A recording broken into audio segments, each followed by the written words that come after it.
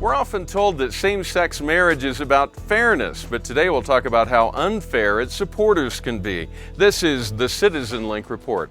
I'm Stuart Shepard, along with our judicial analyst, Bruce Hausknecht. Hi, Bruce. Hey, Stuart. First, let's talk about Peter Vidmar. He's an Olympic gold medal winner, and he was named to a largely symbolic position, but a very important position, leading the 2012 Olympic team, but then forced to resign, pressured to resign. Tell us about it. Well, that's right. It came to light that Peter Vidmar had donated a couple of $1,000s to the marriage amendment ballot initiative in California in 2008 and had spoken at one of the rallies in favor of traditional one-man, one-woman marriage.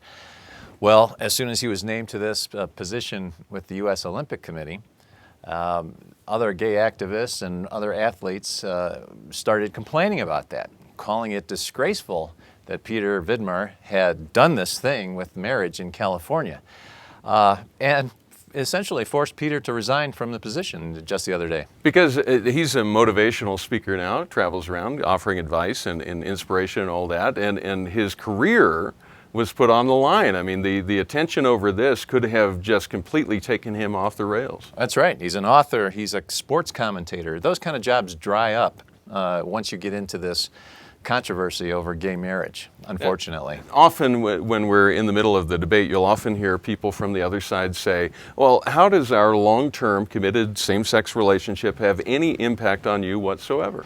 And we do get that question all the time, and the answer is right here with Peter Vidmar. You can get bullied right out of your job, and you have to watch your sources of income, because once people find out that you support marriage and you try to do anything else in the public eye thereafter, you have a bullseye on your head. Another story that illustrates how this railroad runs comes out of the Navy Chaplain Corps. Not something that we often talk about on here, but there were some directions that were given. Tell us about it. Yes, the chief of the Navy chaplains, Rear Admiral Tidd, issued a letter essentially amending a set of instructions that were being sent out to the Navy chaplains as they prepare for the repeal of Don't Ask, Don't Tell.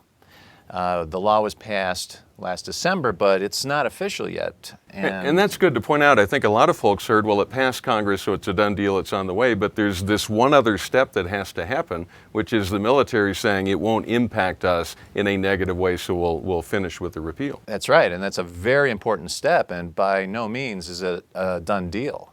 However, the Navy chaplaincy is getting ahead of themselves and issuing essentially a letter telling chaplains that in states, on naval bases, in states where gay marriage is legal, they not only can perform those marriages, they can do it on the naval base.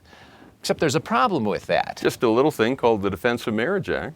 Passed in 1996 by overwhelming margins, it says that in anything having to do with federal law, federal rules, federal regulations, the definition of marriage is one man and one woman.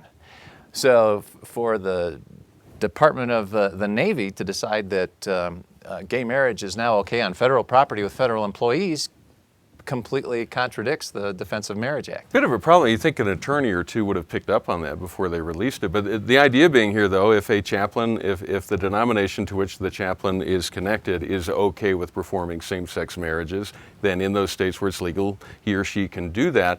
But again, the Defense of Marriage Act says that's a federal employee. It's in a chapel that's paid for with federal funds. The heating, the air conditioning is paid for with federal funds. You can't do that. Now, we know, and this is something you've been following very closely, the administration has chosen not to defend the Defense of Marriage Act in federal court. Mm-hmm. There are 10 or so challenges ongoing. Right. They just dropped it, took a dive on it, and said we're not going to do that. Congress has picked it up. But in the meantime, it's still in effect. It's still the law of the land. That's right. We're seeing that more and more. The Department of Justice, as you mentioned, has decided to abandon the Defense of Marriage Act. And now we have the Navy chaplaincy saying essentially, hey, we're going to repeal DOMA by memo. That's not the way laws are enforced or repealed in the United States, the last I checked.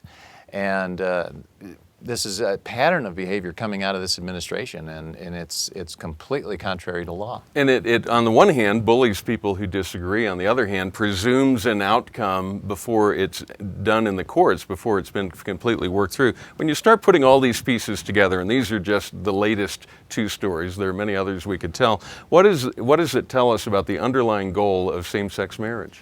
Well, the underlying goal of same-sex marriage is moral approval, whether it comes voluntarily by way of public indoctrination or by force of law.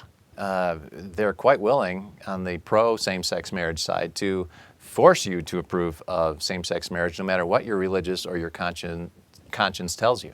And that puts the lie to the statement we talked about earlier, and that is, how does this relationship affect you? Well, at the same time, they're working to force everyone to accept that point of view, or else, I mean, you're going to lose positions and jobs and careers, et cetera. Well, that's the inherent contradiction there. Their talking point is always, how is my same-sex marriage going to affect you? Well, they want to change society. They want to change everyone's view in society and enforce it against you in case you disagree. All right. Well, Bruce, thank you for your insights. Appreciate the way you follow all these and keep us up to date and make it clear so people like me can understand. Sure. Glad to do it. Appreciate that. And thank you for watching. We always appreciate hearing from you. You may always write to us at mail@citizenlink.com. We also invite you to connect with our Facebook page at facebook.com/citizenlink. Do pray for our elected officials and our nation as these important decisions are made about topics like don't ask, don't tell, and same-sex marriage. The court systems in particular are weighing that right now. And remember, stand tall and be heard.